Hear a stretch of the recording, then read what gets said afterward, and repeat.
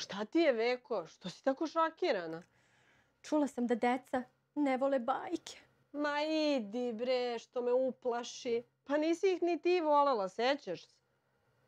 I to što kažeš. Nego znaš šta mi sad nešto pade na pamet? Šta misliš da otkrijemo deci? Šta? Pa to kako si ti zavolela bajke. Da, ali da čitaš iz knjige, nemoj tu da mi glumiš. Joj, što smo opasni. Dobro je da sam ja napisala knjigu, da si ti glavni lik u njoj, ima sve da ide kao podmaz. Ali počni od početka. Dogovoreno. Ne znam šta bih bez tebe. Dakle, ja sam napisala slikovnicu kako je Veka veštica zavolela bajke, Ana Dragović-Drljević autor, a ove divne ilustracije na kojima se ti pojavljaš na svakoj drugoj, trećoj strani je uradila Marica Kicušić i priča počinje ovako. Devojčica Nada je bila tužna što ne može sama da ode kod bake i da joj odnese kolače i poljupce. Baka je stanovala daleko, čak na drugom kraju grada, a Nada je još bila mala za tako dalek put. Zato je baka skoro svakog dana posećivala unuku i donosila joj neobične darove, male ili malo veće. Dovoljno je bilo da baka stane pred vrata i kucne prepoznatljivo. Kuc, pauza, kuc, kuc, pa da se Nada ozari od sreće. Stigla je baka. Jednog svežeg jutra baka je poranila, popila kafu s mlekom, nahranila kucu i spakovala poklone u crveni ranac. Stavila je plišani šeširić na glavu i pošla u posetu unuci. Dug put je bio pred njom, iza 27 ulica, 11 solitera i 49 kuća, čekala ju je njena Nada. Baka je žurila niz ulicu i s ljubavlju mislila na unuku, na njene nasmejane oči i mio glas, kad se najedanput nad njom razleže strašan cik, kao grom iz vedra neba. Grozni vrisko smeh pripadao je veštici Veki, od ranije poznatoj deci i odraslima iz strašnih priča. Spustila se sa nebesa pravo pred Nadinu baku i prosiktala. Znam te, svakog dana unuci čitaš tamo neke bajke, da li Ivicu i Maricu, Snežanu ili uspavanu lepoticu. Svejedno je. Moje sestre, veštice i ja u njima uvek nastradamo, načisto na grabusima. I još nam se podsmevate, kažete da smo debele, ružne i zločeste. S tim je gotovo. Odmah se videlo da se Veka uopšte ne šali. Ona posla teške oblake i munje na baku, iako je dan samo trenutak ranije bio sasvim vedar.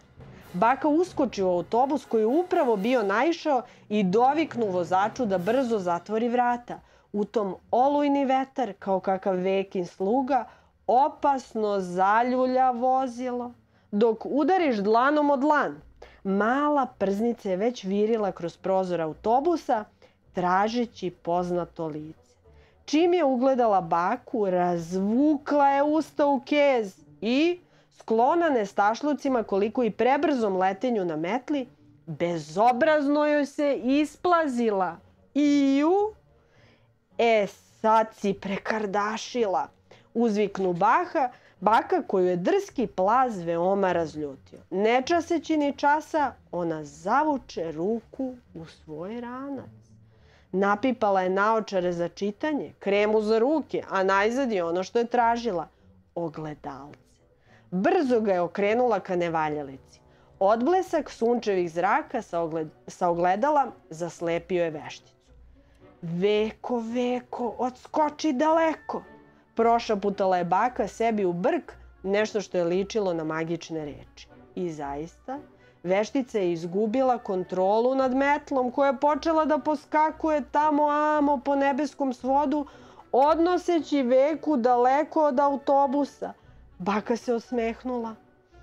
Još sam u dobroj formi i mogu da se izborim sa svim i svačim što mi se nađe na putu do moje Nade, razmišljala je zadovoljno. 14 autobuskih stanica kasnije Nadomak Nadine kuće baka se upravo spremala da izađe iz autobusa kad iznenada započe pljusak. 2 kapi, 3, 200.000 3 kapljetine kiše za čas narastoše u reku. A nije to bio običan pljusak. Ne. U vazduhu je mirisalo na čini i vračbine. Vekina posla, pomisli baka, sigurna da je veštica odgovorna i za tu vremensku nepogodu.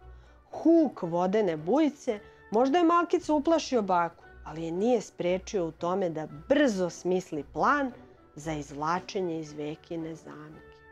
Iz crvenog ranca baka je izvukla jedan od poklona za Nadu. Veliki žuti čamac na naduvavanje. Počela je da duva i duvala je sve dok se guma nije pretvorila u pravu pravcatu barku. Da, onda je zgrabila 2 šarena vesla i zaplovila niz reku ka podnožju brda na kojem se nalazila jedna tortasta zgrada. Njam. I u njoj Nada. Veka je jedva došla k sebi od besa. Nadina baka je pronašla rešenje i za tu njenu pakost. Zato je donela čvrstu odluku da zaustavi tu nesnosnu baku jednom za svagda. Jel ovo kraj, Veko? Nije. A da biste saznali šta se posle desilo, možete da pročitate knjigu Kako je Veka veštica zavolela bajke. A gde mogu da me nađu? Jesam ja na policama sad negde? Jesi. Na mnogim si policama, Veko. Sigurno u knjižarama Kreativnog centra, ali i mnogim drugim. A možeš i da me naručiš, ne ti, nego naši drugari koje zanima šta se posle desilo, online, preko sajtova ovih raznih knjižara. Jel važi?